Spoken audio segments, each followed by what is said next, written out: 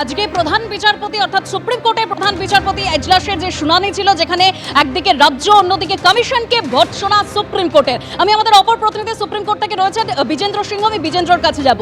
বিজেন্দ্র, একদিকে সুপ্রিম কোর্টের এই নজিরবিহীন নির্দেশ যে রাজ্যের বিচার বিভাগকে সক্রিয় করতে হবে, তার পাশাপাশি গ্রুপ বি অফিসারদের নিয়ে আজকে কি পর্যবেক্ষণ আদালতের?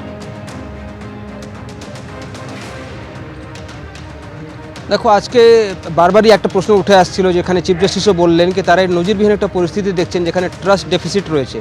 রাজ্য সরকার এবং ইলেকশন কমিশনের মধ্যে ব্লেম গেম চলছে এবং অ্যালিগেশন এবং কাউন্টার অ্যালিগেশন চলছে। দুই সাংবিধানিক সংস্থা, একদিকে মানুষের দ্বারা নির্বাচিত রাজ্য সরকার, অন্যদিকে ইলেকশন কমিশন অফ ইন্ডিয়া, তারা পরস্পরকে দোষারোপ করছেন এসআইআর প্রক্রিয়া যখন পশ্চিমবঙ্গে চলছে। চিফ জাস্টিস এটাও বলেন কি আপনারা কি জানেন যদি এসআইআরটা না হয় তাহলে ইলেকশন হবে না, আর যদি ইলেকশন না হয় সেক্ষেত্রে তার কনসিকুয়েন্সেসগুলো কী হতে পারে সেটা কি আপনারা জানেন? তখন আমরা দেখলাম কপিল সিব্বল বলেন না, তারা চাইছেন না, তারা চাইছেন সময় মোতাবেকই এসআইআর কমপ্লিট করা হোক।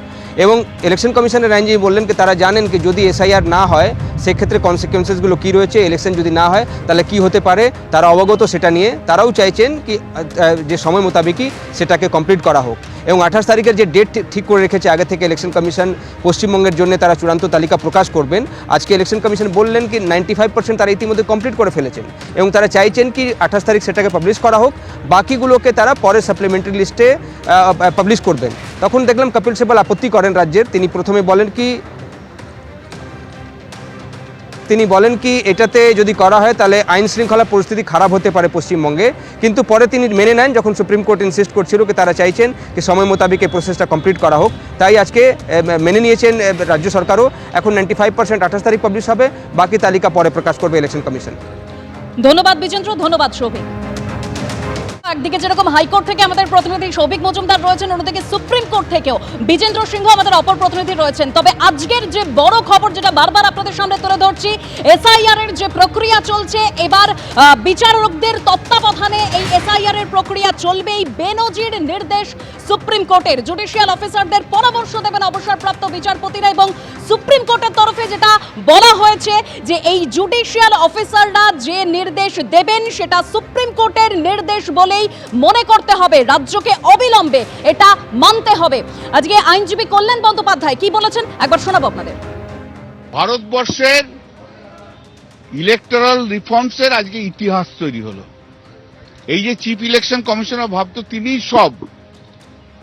তিনি ছাড়া কিছু হবে না, আজকে তা শেষ।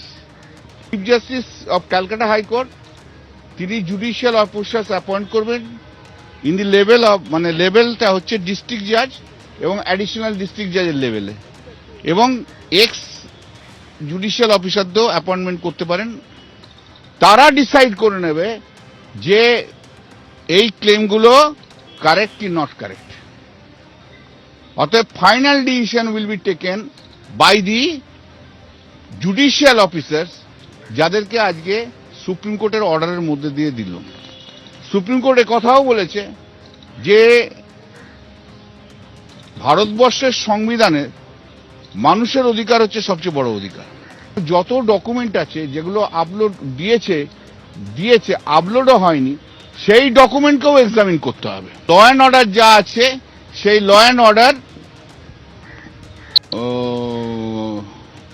যাতে মেনটেন হয়, সেই ল অ্যান্ড অর্ডার দেখতে প্রতিটি এসপিকে বলেছে এই যে এক্সারসাইজটা যখন হবে তখন এসপি তার পুলিশ ফোর্স নিয়ে যা যা হেল্প করার করতে হবে। স্টেট গভর্নমেন্টকে সমস্ত ইনফ্রাস্ট্রাকচার দিতে হবে, যেখানে যেখানে এই এক্সারসাইজগুলো হবে সেখানে সেই এক্সারসাইজ। এবিপি আনন্দ, এগিয়ে থাকে, এগিয়ে রাখে।